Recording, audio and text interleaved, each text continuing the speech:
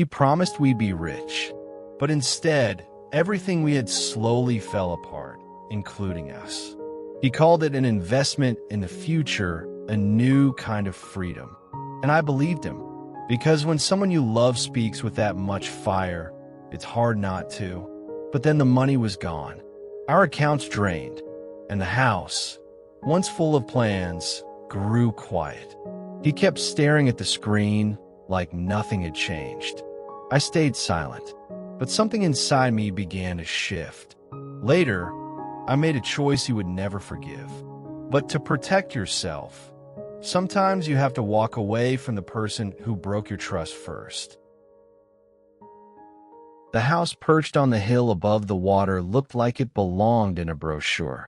Clean lines, big windows, light spilling onto polished floors.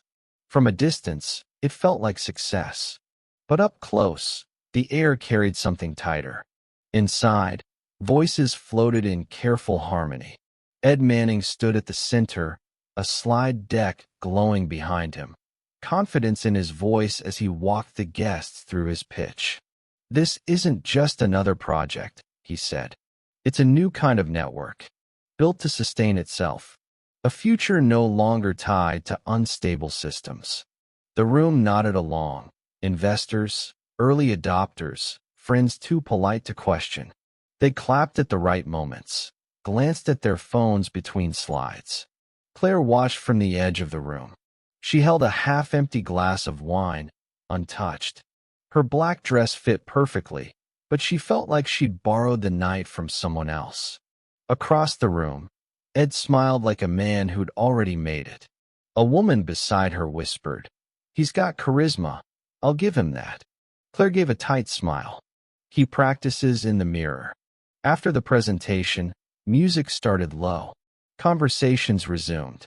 Claire moved toward the kitchen where Ed was pouring a drink. "You did well," she said, voice soft. He looked over his shoulder. "They liked it." "Are we safe?" she asked, not accusing, just tired. Ed paused. "We're ahead of the curve, Claire. This is where everything turns." She hesitated. "But are we okay? You said you moved funds last week. Was that just the portfolio or—" He interrupted gently. "I've positioned everything smartly. We're exposed, yes, but only to the upside." Claire nodded slowly. In his voice, she still heard certainty. But in her chest, something flickered, like light behind storm glass. That night, the guests left. The lights dimmed. Ed returned to his screens. The soft glow bathed his face as he tracked metrics, read market chats, and watched his new numbers float. Claire stood in the doorway, unseen. She didn't understand all the details, the terms, the logic, the layers. But she knew that somewhere in those charts, their life had been converted into something abstract, something that didn't feel like theirs anymore. On the screen, a message scrolled by in a fast-moving chat. "If this works, we're legends. If not, well, we tried." Claire turned away before Ed noticed her. And for the first time, she wondered, what exactly had they built? The morning light barely touched the windows when Claire woke to the quiet tapping of keys. Ed sat at the kitchen island, face lit by the blue glow of his laptop. Coffee untouched. Shirt from yesterday. Eyes locked on the screen. "You've been up all night?" she asked gently. He didn't look up. "Almost there. Something big's moving." Claire stepped closer. "Did anything change?" She hesitated. "The numbers?" "Up 26% since midnight," he said, almost smiling. "It's happening." She paused. "Did you take anything out?" Ed blinked. "Why would I? We're right at the edge." "You didn't lock anything in?" Her voice stayed even, but her stomach felt tight. He turned. "If I pull now, we miss the rise. You have to trust the wave." Claire nodded, but the weight didn't lift. She poured her coffee and let the room settle into silence. Later that day, she walked into the nonprofit where she worked, a brick-and-glass community space filled with posters about local aid and youth programs. Normally, it felt like solid ground. Today, it felt distant. She spotted Mark near the community board, flipping through some printed brochures. He looked relaxed, like always. Sharp suit, easy smile. "Claire," he said warmly. "I've been meaning to check in." She offered a small smile. "Been a strange week." "I can imagine," he said. "If you ever need someone to walk through options with you, real-world ones, I'd be happy to talk." She hesitated. "What kind of options?" Mark lowered his voice. "There's a lot happening out there. Not all of it stable. I work with a group offering safer paths. No sudden swings. No screens full of volatility." Claire gave a quiet laugh. "That sounds peaceful." He nodded. "That's the goal. Peace and predictability." She didn't commit. Just tucked the card he offered into her pocket. But a seed had been planted. That evening, Ed was pacing the living room, full of energy. "DeFi platforms are finally outpacing traditional exchanges," he said with excitement. "We're living through the shift." Claire sat on the couch, legs crossed, trying to follow. "Does that mean we can step back a little?" "It means we push harder," Ed replied. "I moved some things around this morning. Took the equity from the house and added it to the farm pool. High compounding." Claire froze. "Wait, the house?" He nodded, mid-pace. Timing was perfect. "It's going to multiply." Her voice caught. "You did that without asking?" "I knew what you'd say," he answered matter of fact. He didn't mean it as disrespect. But in that moment, Claire felt like a passenger in her own life. Claire sat at the kitchen table, laptop open, untouched tea cooling beside her. The clock read 1:14 a.m. Outside, the rain whispered against the windows, soft but constant, like background noise to her thoughts. She hadn't meant to fall into another research spiral. But after Ed's latest decision, sleep felt like something that belonged to a different version of her life. She scrolled through article after article, headlines blending into one. Trust and risk in digital finance, the illusion of control, the quiet cost of volatility. One link caught her eye. Crypto Widowhood, how financial obsession silently reshapes families. The video was simple, a woman in a hoodie, seated in front of a plain wall. No frills. Just her voice, calm, direct, clear. "My name's Samira," the woman said. "And I learned the hard way that when someone starts chasing numbers instead of life, something else disappears." Claire leaned closer. "I've seen people trade their peace for promises. They call it freedom, but it costs more than they realize. Sometimes the real loss isn't what leaves your wallet. It's what disappears from your home." Claire's chest tightened. She didn't blink. On screen, new comments popped up. "It's like she's reading my story. I didn't even notice when we stopped talking. This isn't finance anymore. It's something else." The video continued, but Claire paused it. She stared at the frozen frame of Samira's face. Strong, worn, honest. Something stirred. Later that morning, Claire stepped outside before Ed woke. The sky was still gray, and the air had that faint metallic bite of recent rain. Her feet led her to the community garden outside the nonprofit. She stood between rows of growing herbs and vegetables, grounding herself. Then a familiar voice broke the quiet. "Early start?" Mark asked, approaching with a coffee in hand. Claire nodded. "Couldn't sleep." He offered her one of the cups. "I meant what I said earlier.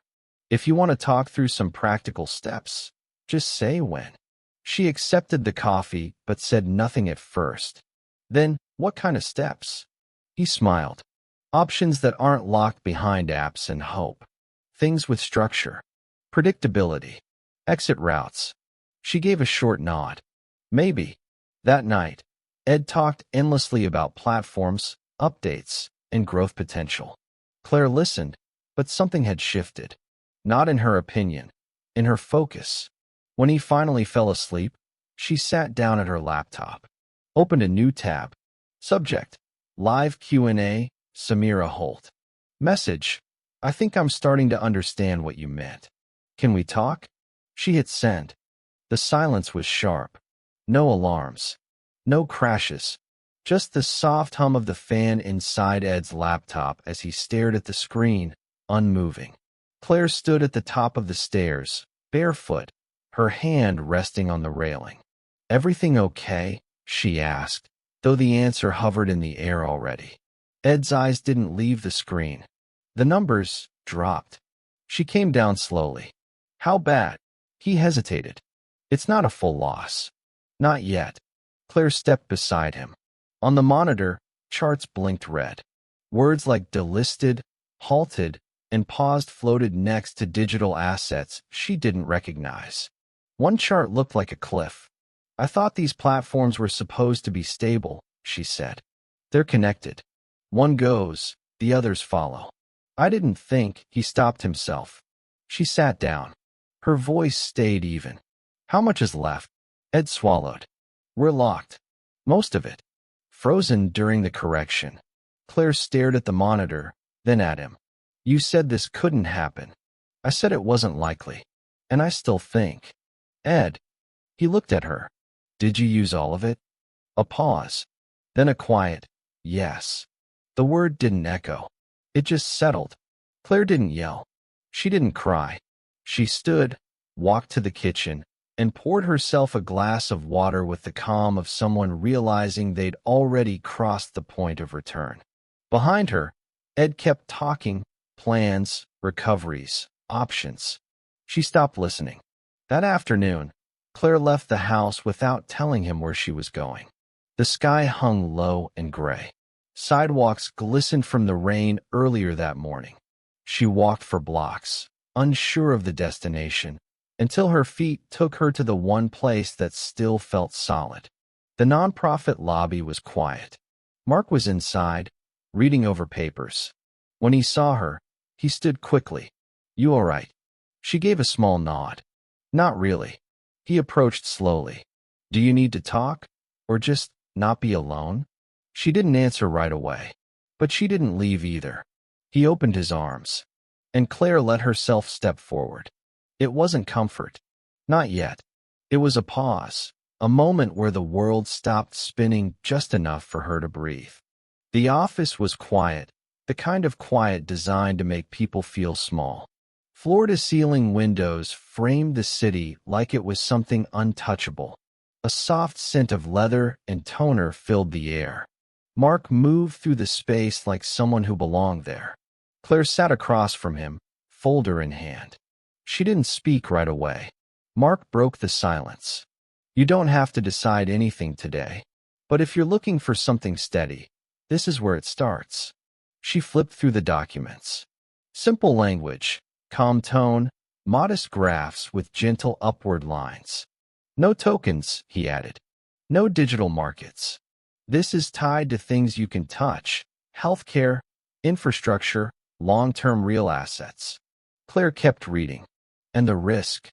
He smiled. "Smaller than chasing things that change every hour." She nodded, not committing. But her fingers didn't let go of the folder. That night, back at home, the air between her and Ed felt thinner. Not tense, just distant. He was quieter than usual. No excited monologue about charts or growth. No theories. Just silence as he sat in his chair, watching a screen without really seeing it. Claire walked past him with the folder under her arm, said nothing, and slipped into her office. The next morning, Ed wandered into her workspace, looking for a charger. Her laptop screen was still open. He wasn't trying to spy, but a few email subject lines caught his eye. Transaction confirmed, Elder Son Trust Portfolio. Performance overview, Phase 1 complete. His stomach tightened. He clicked, a reflex. A summary page opened. Allocations, returns, client notes. Her name. Her digital signature. He closed the laptop quickly, sat down, and stared at the floor. He didn't raise his voice. He didn't storm off. But something shifted. That evening, Claire found him standing in the hallway, arms crossed. "You went around me," he said. She looked up. "I made a choice." With him. "I made a choice," she repeated. You didn't even tell me. You didn't ask, she replied. When you moved the house funds, you told me after. His eyes were steady. You don't trust me anymore. She didn't answer. In the bedroom that night, they slept on opposite edges of the same bed. Not angry, not arguing, just far. Like two people who had walked a long distance together and only just realized they'd arrived in completely different places. Downstairs, the glow from Ed's monitor remained on. A single line of code blinked in the dark. The days blurred together. Ed barely left the house. Sometimes he sat at his desk for hours without typing a single word. Other times, he dove into research with a quiet urgency, opening tabs, watching forums, scribbling ideas onto a notepad already full of crossed-out plans. Claire watched from the hallway. He wasn't angry. He wasn't even frantic anymore. He just looked detached. At breakfast, she tried to break the silence. Did you eat? He nodded, eyes on his phone. I'm working on something. Anything good? Possibly. Pause. There's a forked version of the protocol. Still active. Not big, but clean. Claire didn't respond. She wanted to ask what clean meant, but she let it pass. That afternoon, Ed stepped out for the first time in days. He walked the neighborhood slowly, hood up, hands in his pockets. The city felt colder now, not from weather, but from distance. The coffee shop where he used to meet friends was gone. One of the ATMs was taped over. A man sat near the bus stop with a cardboard sign that simply read, "No more luck to lose." Ed kept walking. At a park bench near the waterfront, he sat and looked out at the water.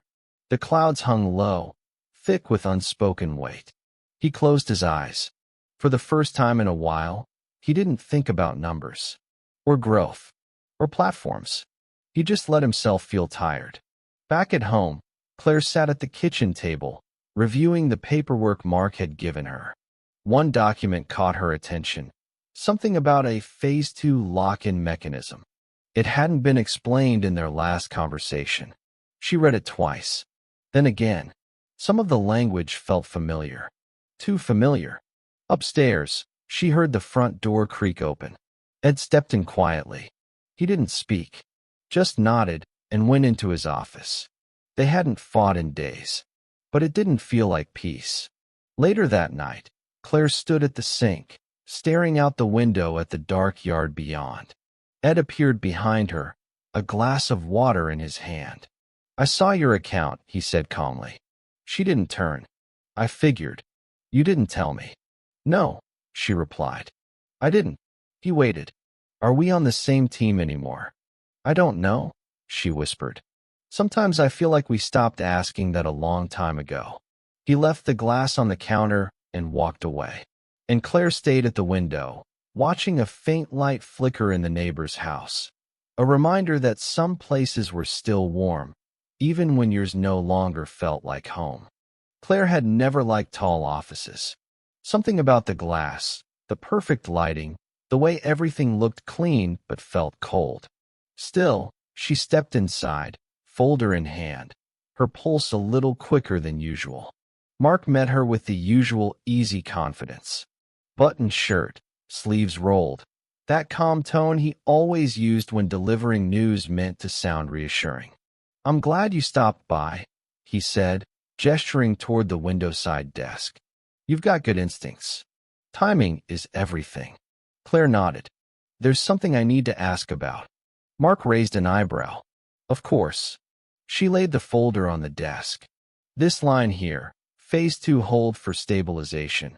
It wasn't in the original terms I reviewed." Mark didn't flinch. "It's standard. Temporary. We activate a short pause before payouts during early growth." Claire stared at him. "So I can't withdraw?" "Not today. But you wouldn't want to. If you exit now, you miss the compounding." Her voice stayed quiet. "That wasn't mentioned before." Mark smiled gently. "Claire, these things are designed to grow over time. If we locked every detail up front, we'd never be able to adapt to opportunity." She didn't respond. Just closed the folder slowly. His tone softened. I understand this feels unfamiliar. But trust me, I've seen people come through this with more than they expected. Claire looked past him, out the window. The city stretched far, so full of structure, so detached from the people living in it. Later that day, back home, Claire sat at the kitchen table. She opened the file again. Read the same paragraph over and over. Something about it felt off. The words weren't just complicated. They were circular, as if designed not to explain, but to tire the reader into agreement. Upstairs, Ed moved through the house like a ghost. Quiet steps, closed doors. Claire's phone buzzed. New event. Samira Holt, Open Forum, Seattle. She stared at the notification. Something tightened in her chest. That evening, she registered for the session. Not because she needed advice, but because something inside her had shifted from doubt to determination. Later that night, she stood in the doorway of Ed's office. He was asleep in his chair, screen still on, graphs frozen mid-motion. She didn't wake him, just watched the soft light on his face, the way he looked peaceful only when disconnected. Then she turned off the lamp and quietly closed the door behind her. The cafe smelled like old paper and burnt espresso.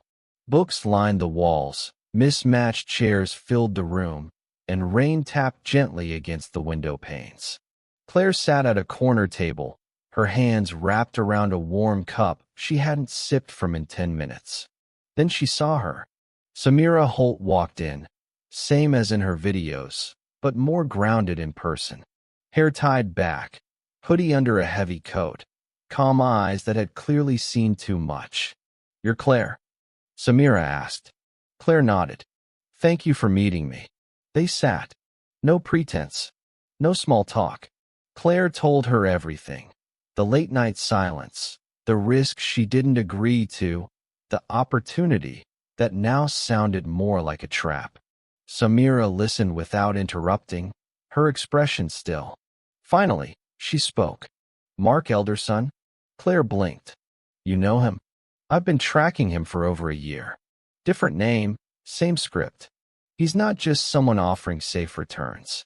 He's repeating a pattern, one that only works when people are at their most uncertain." Claire looked down. "So I'm not the first. You're not even the 10th, Samira replied. "But you might be the one who puts it in the open." Claire hesitated. "I'm not sure anyone would listen."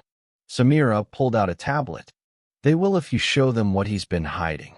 She tapped the screen, revealing a web of documents and digital records, email trails, contract templates, payment flows.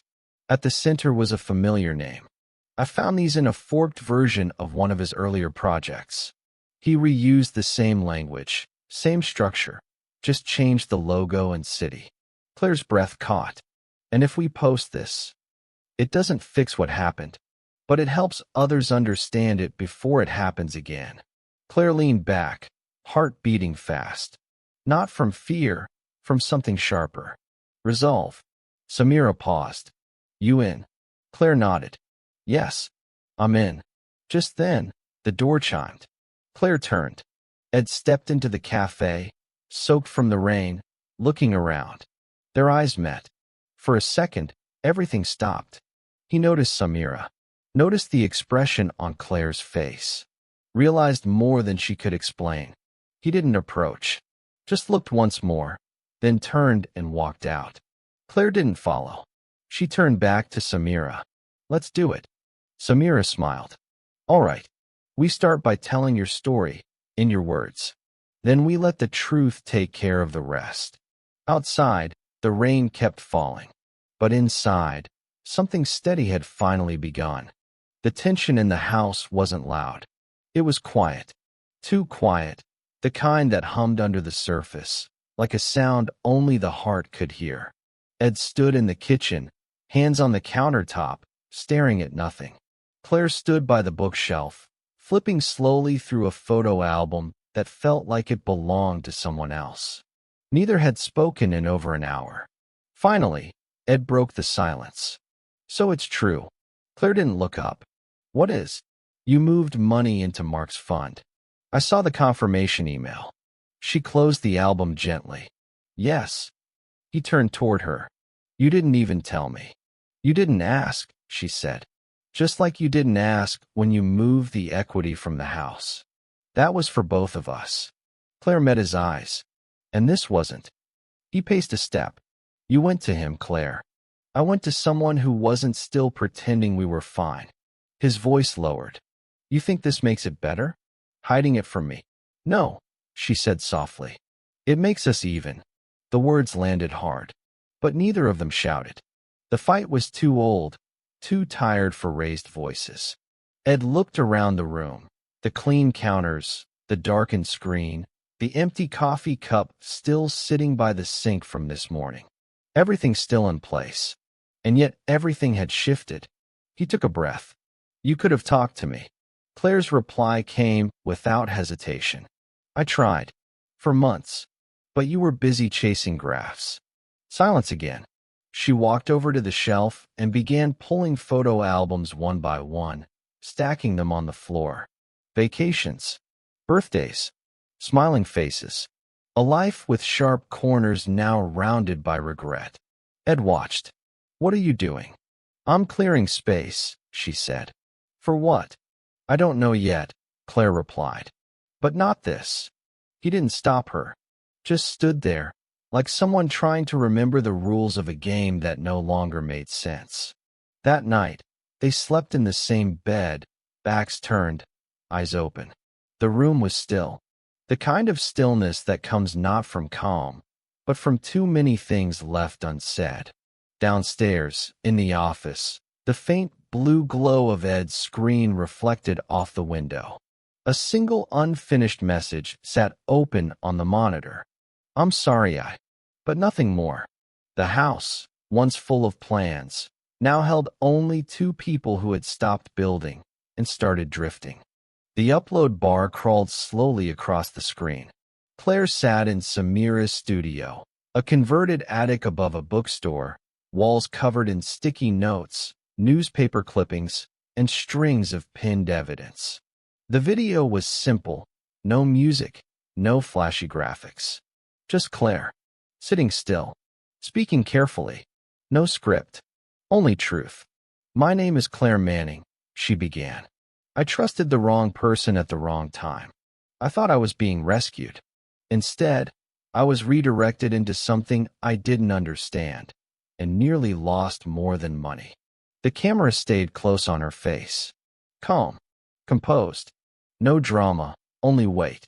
I'm sharing this because I know I'm not the only one. And maybe if we speak, we can stop others from stepping into the same pattern. She clicked publish. A few seconds passed. Then the screen refreshed. The view counter ticked upward. Fast. Samira leaned over. This will travel. And it did. Within an hour, messages started pouring in. Some anonymous, others open. That's my story too. I thought I was alone. Thank you for saying it out loud. Claire refreshed the feed again and again. Each new voice added something to the picture. Not just facts, but emotion, memory, loss, and finally, recognition. Ed watched the video that evening. He sat alone, no lights on, laptop in his lap. He didn't pause, didn't skip. Claire's voice filled the room. He didn't look away. She wasn't angry in the video.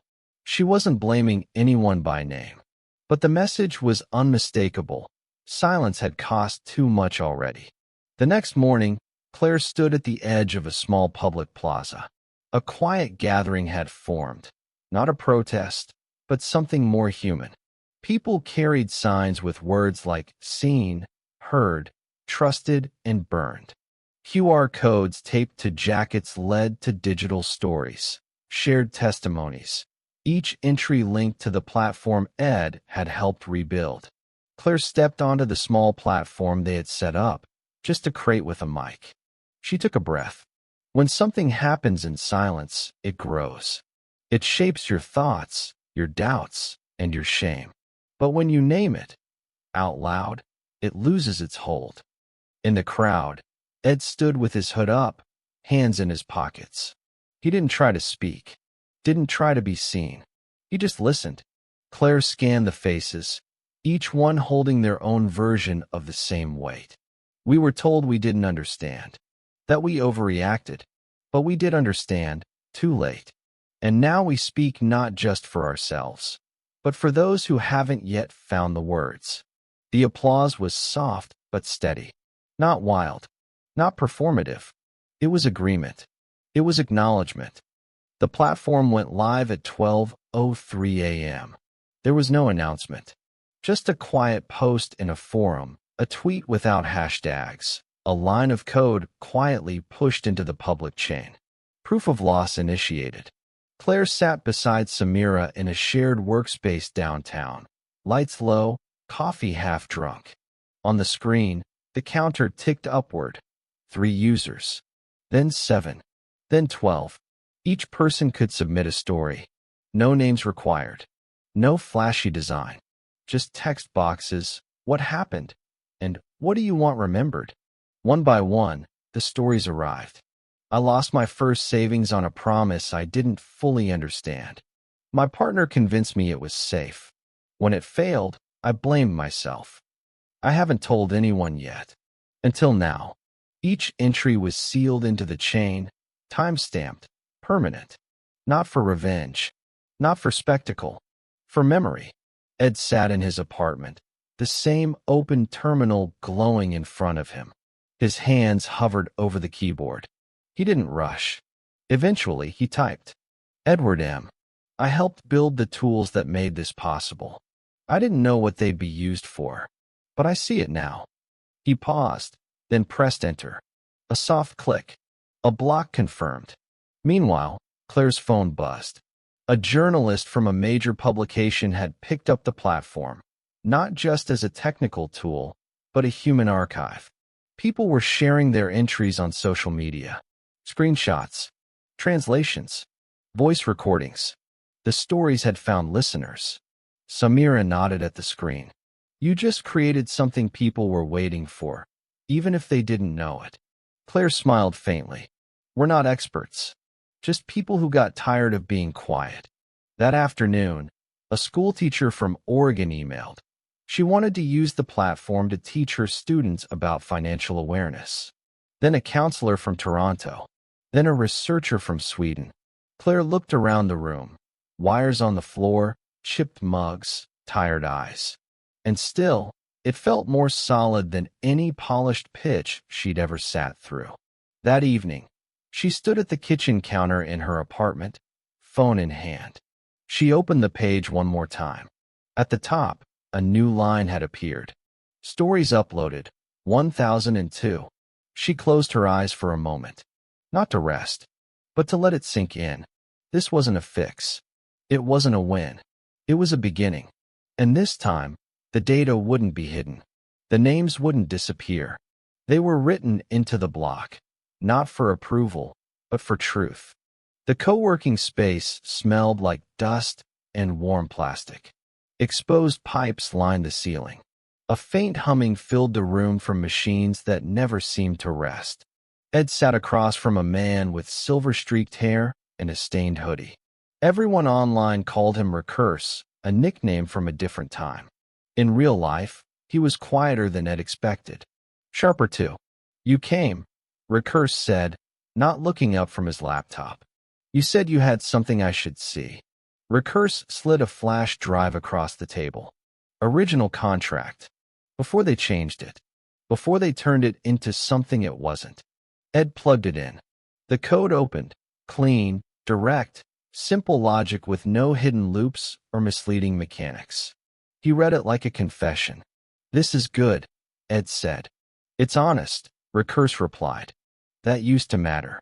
For the next 3 hours, they worked in near silence, line by line, rewriting the structure. This time, they added what hadn't existed before: clarity, limits, guardrails. Ed stripped out everything designed to lure or pressure. He left only what a person could understand with no background in finance or tech. Later that evening, Ed returned home and opened a new draft of the code. Before uploading, he paused. He typed one message. To Claire. Subject: in case this still matters. Text: if I had written this version first, maybe things would be different. It's yours if it's useful. No strings. He hovered over send, then clicked. The reply came the next morning. It matters. Not because it fixes anything, but because it shows you finally saw the difference. That same afternoon, they met. Not planned, not rehearsed. Just two people, walking at the same time toward the same small cafe. They sat at separate tables at first. Eventually, Claire pulled out the chair across from him. You're still building, she said. He nodded. Trying to build something better. Claire sipped her tea. You always had the skill. The hard part was learning where it should go. I'm still learning. There was no tension, no weight pressing between them. Only a quiet space where things once broken now had room to breathe. As they left, Ed looked up at the cloudy sky. I don't expect forgiveness. Claire replied without turning. That's not what this is about. At home, Ed uploaded the revised code to a public repository with a simple title. Safe Start to Soul. No logo. No promise of returns. Just a message in the description. Build small. Build clearly. Build with care. Mark hadn't returned any calls in days. His company's website redirected to a placeholder page. His office was closed. Emails bounced. A polite voicemail offered a generic message.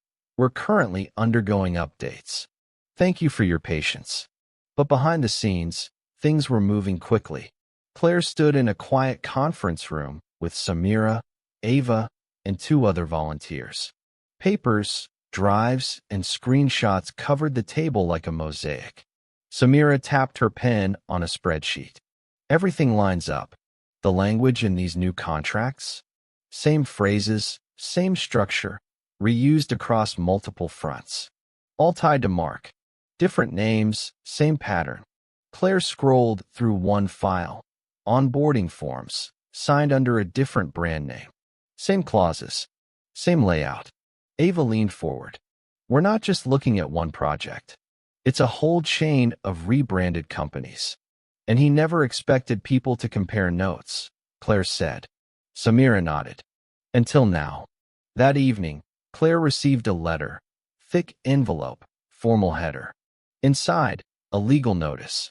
Carefully worded, almost friendly. It asked her to remove her statements from public platforms to avoid misunderstandings. It hinted at reputational concerns. At consequences. Claire handed it to Samira, who barely glanced at it before setting it aside. He knows what's coming, she said. He's just trying to slow it down. Claire didn't respond, but she felt a kind of calm she hadn't known in weeks. Later, back at home, she pulled out a dusty box from the hallway closet, one of those catch-all containers full of forgotten things. Near the bottom, she found what she was looking for, a small digital camera. She remembered the day Mark had used it. Asked her to test the light before recording investor feedback. At the time, it had felt like routine. Now, she plugged it into her laptop. There, saved in the internal memory, was a short clip. Just a few seconds. Mark speaking casually, not knowing the recording had already started. He was adjusting his collar, smiling slightly. It's not about what they sign, he said. It's what they believe they're signing. The details come later. Claire paused the video, then replayed it. Again and again. It wasn't dramatic, but it was clear. It was enough. She saved the file, backed it up twice, and sent it to Samira. Message. This speaks for itself. Outside, wind moved through the trees like a whisper. The house remained quiet, but something had changed. For the first time, Claire felt like she wasn't just reacting. She was preparing. The conference hall was brighter than Claire expected. Rows of chairs filled quickly. Volunteers handed out programs with titles like Transparency in Digital Finance and Ethics of Innovation. But everyone knew why they were here.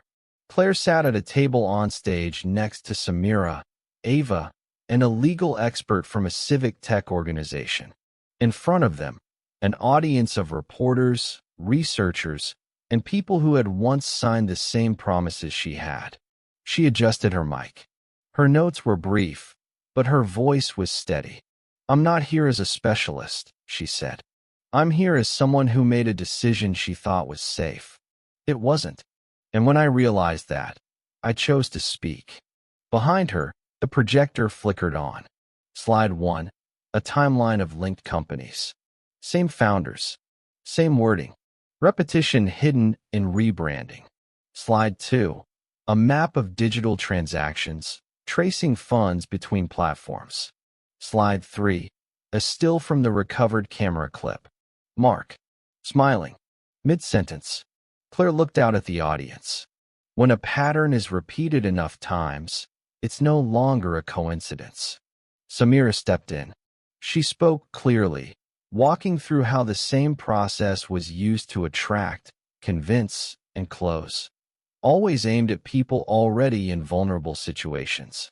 Then came the recording. The clip played in full. Mark's voice filled the room. "It's not about what they sign. It's what they believe they're signing." No commentary. No dramatic music. Just words. And silence after. The moderator leaned toward the mic. "We've received official notice that a formal review has been opened into multiple entities connected to this case. Regulatory agencies are now involved." Claire exhaled, hands folded. In the crowd, someone began to clap. Others joined. It wasn't loud. It wasn't wild. It was a quiet kind of applause. The kind that said, "We see you." And then Mark walked in. He wasn't hiding. No disguise. Just calm steps, a neutral suit, a polite nod. "I have a right to respond," he said, standing at a floor mic. The moderator allowed it. Mark's voice was smooth, almost warm. "Stories are powerful, but they're still stories. And I caution everyone here to look carefully before drawing conclusions." He paused, waiting. Claire stood. She held up a folder. Inside this are onboarding templates from 6 companies, all tied to the same structure, same timeline, same destination. Mark didn't flinch, but his smile faded slightly. She added, and this time they were read. Carefully. He didn't speak again. Later, outside, Claire stepped into the sunlight. Samira joined her. "No matter how this unfolds," Claire said, "something's changed." Samira nodded. The silence broke. And sometimes, that's where justice begins. The apartment was small. A single window faced an alley. The furniture didn't match. The desk was made from an old door set across 2 crates. Ed didn't mind. He sat at the desk, a cup of lukewarm tea beside his laptop, watching lines of text scroll slowly across the screen. It wasn't about money anymore, or platforms. It was about repair. The platform he had helped launch, Proof of Loss, had grown quietly. People were using it to tell their stories, to remember, to move forward. He opened a new entry. "I didn't expect anyone to care, but reading others gave me the courage to share. Thank you." Ed leaned back. He didn't need applause. That line alone meant enough. He had started building a new tool, a simple one. A browser extension that would flag risky contracts using data submitted by real people. No advertising. No agenda. He called it clarity. That evening, there was a knock at the door. He wasn't expecting anyone. When he opened it, Claire stood there. She wore a light coat, hair pulled back, expression calm. In her hand was a small leather wallet, the kind people used before everything became digital. "You gave this to me," she said. 5 years ago. Said it was for our first coin." Ed smiled faintly. "Back when we thought it was all that mattered." She held it out. "I'm giving it back. I think it means something different now." He took it gently. "Thanks." They stood in silence for a moment. "I'm not here to fix anything," she added. "I just thought you should know. I've seen what you're doing." He nodded. "It's not much." "It's something," she said. Claire reached into her bag and handed him a folded sheet. This is a list of people, community leaders, teachers. They want to learn about safety, about tech, from someone who's seen both sides. You want me to talk to them? She smiled. No, I want you to listen to them. That's where it starts. Later that night, Ed sat at his desk, the wallet beside him. He opened it. Inside, one thing remained, a silver token. It had no value now, but it was real. It had weight. He placed it next to his keyboard, not as a reminder of what was lost, but as a symbol of what he still had the power to build, slowly, honestly, from the ground up. The room was quiet except for the gentle tapping of keys and the soft hum of machines. Claire sat beside Samira at a long table in a borrowed tech space downtown. Half-empty mugs, notepads, and tired eyes surrounded them. On the screen, the number kept rising. Stories uploaded, 1,843. Each one was short. Some were just a few words. Others filled paragraphs. All anonymous. All verified. Claire clicked one open. He said it would change our lives. It did. Just not the way I hoped. Another. I thought I was smarter than this. Turns out, anyone can be convinced if it sounds enough like safety. Samira leaned back. This is more than a database now. It's a mirror, Claire replied. And maybe also a place to put down the weight. They had added new features. Audio recordings, scanned letters, even simple timelines.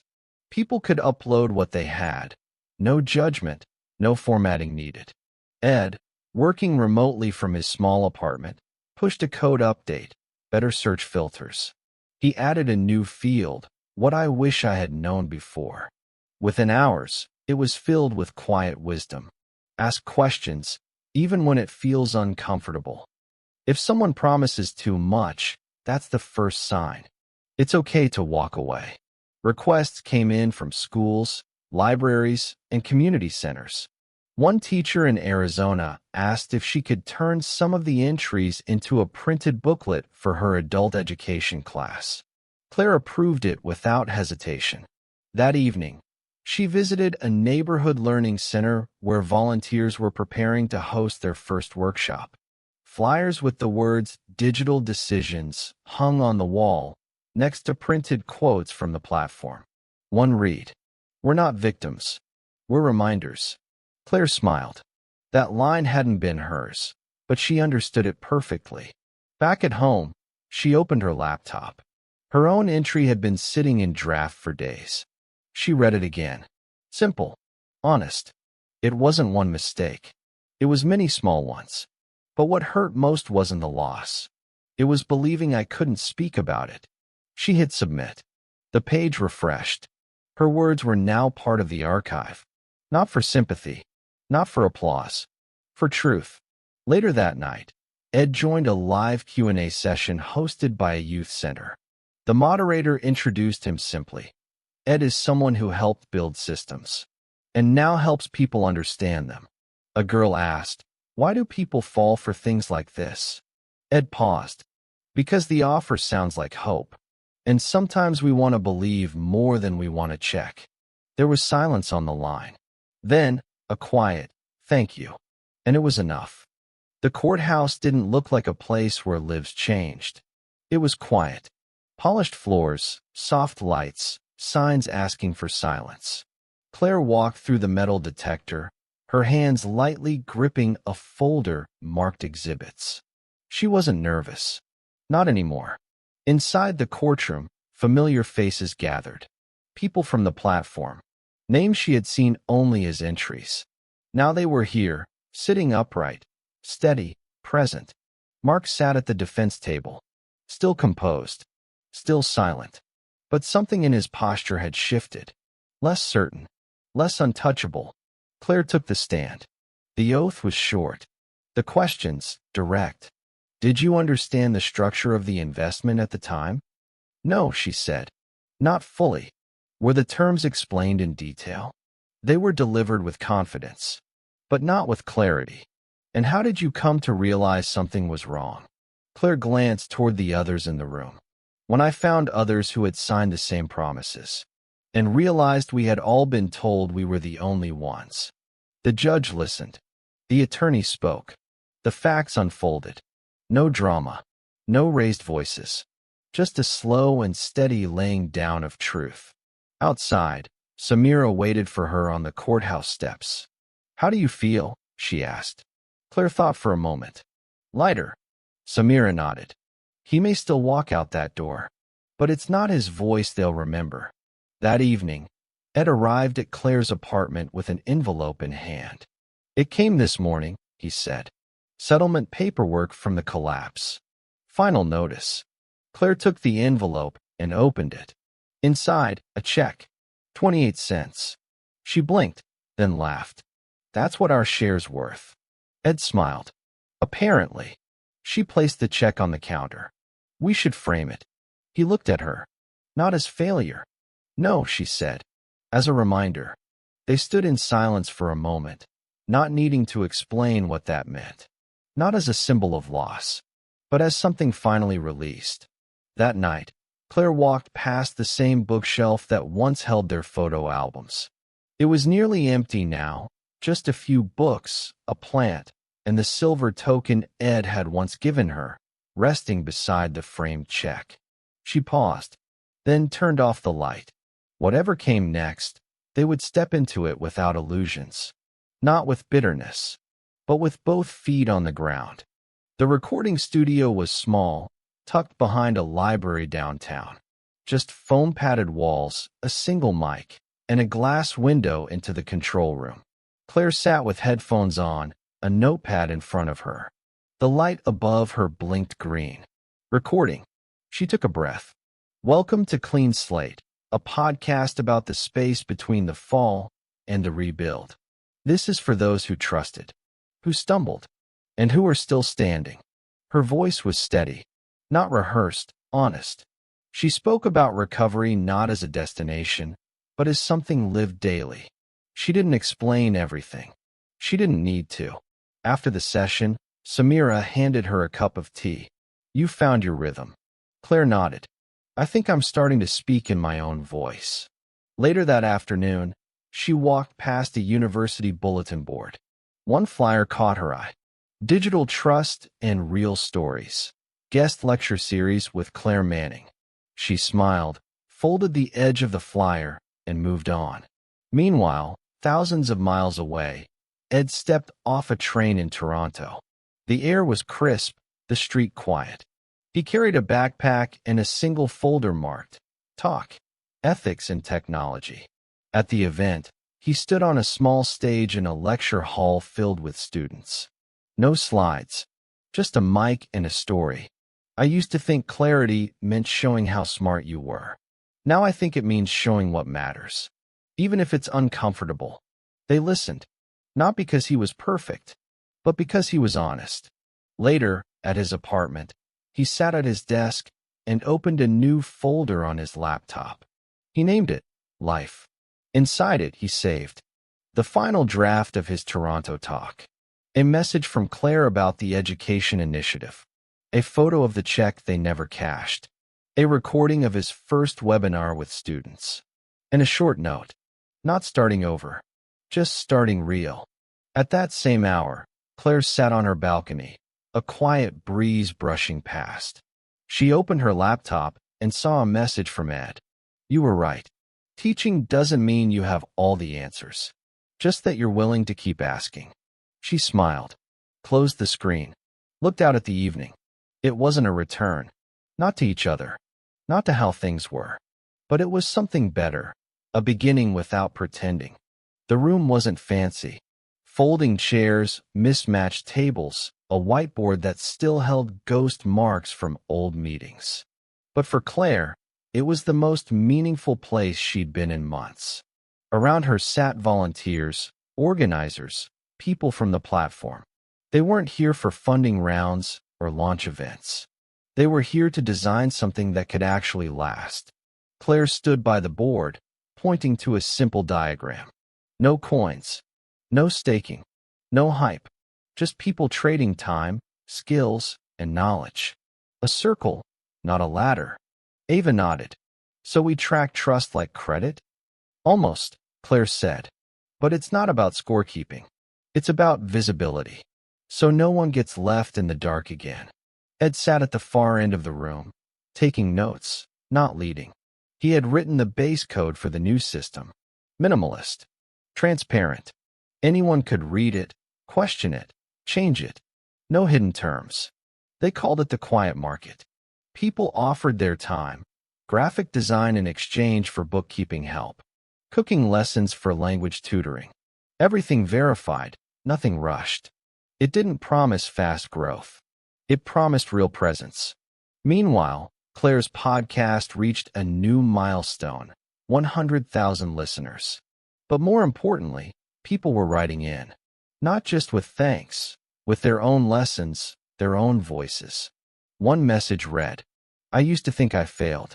Now I know I just didn't have the tools. Thank you for building them." At home, Claire pinned that message above her desk. That same week, Ed received an email from a research group, an invitation to co-write a paper on ethical recovery systems in tech communities. He didn't say yes right away. Instead, he replied, "I'll contribute what I can. But the work started before me, and it should continue without me." He printed the message, taped it beside the framed check from the settlement, 28 cents. A symbol not of shame, but of what happens when people decide to start again.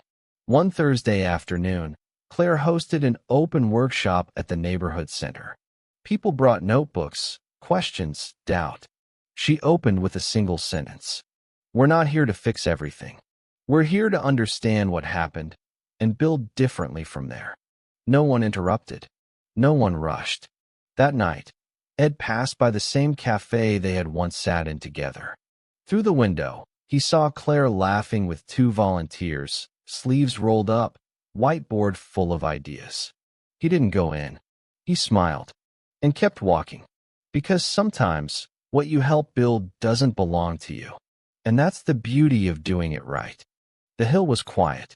Where once stood a sleek house of glass and steel, only a patch of land remained, flat, empty, with weeds curling through the old foundation lines. Wind passed through without resistance. Claire and Ed stood side by side, looking out at the bay. "It used to feel huge up here," she said. "It was," he replied. "That was the problem." She gave a faint smile. They walked slowly around the edge of the space where the kitchen had once been, their steps soft on damp earth. No ceremony, just presence. Ed reached into his pocket and pulled out a small object, a simple silver token, worn from time. "You still carry that?" Claire asked. "Found it in a drawer last week." He held it in his palm for a moment, then knelt down and placed it gently at the edge of the old front step. Claire watched in silence. He stood. "It's not about the coin," he said. "It's about what we built around it, and what we forgot to protect." She nodded. "It's strange. We used to think everything had to be fast, big, visible. And now," he asked, "I think small things last longer." They stood for a few minutes more, listening to the soft rustle of wind through the grass. Then she reached into her bag and pulled out a flash drive. On it, a copy of the archive, a list of anonymous stories, lessons, voices, warnings. She placed it next to the token. "No one will ever find it here," he said. "They don't need to," she replied. "We know it's there." They turned and walked down the hill together. When the path split, they stopped. Claire looked at him. "I'm heading north. There's a program starting, teaching digital safety in small towns." He nodded. "You'll be good at that." "And you?" "I'm helping a community center set up a tech clinic. Just an hour a week. Nothing complicated." "Small," she said. He smiled. The good kind of small. They didn't hug, didn't promise, just exchanged a quiet look, one that said, "We lived it. We learned. And now we let go." As they walked in opposite directions, the sun broke gently through the clouds. No fanfare, just light. Behind them, the hill stood empty, not with absence, but with clarity, not with grief, but with space. And beneath the soil, a token and a file marked the true beginning. Block 0.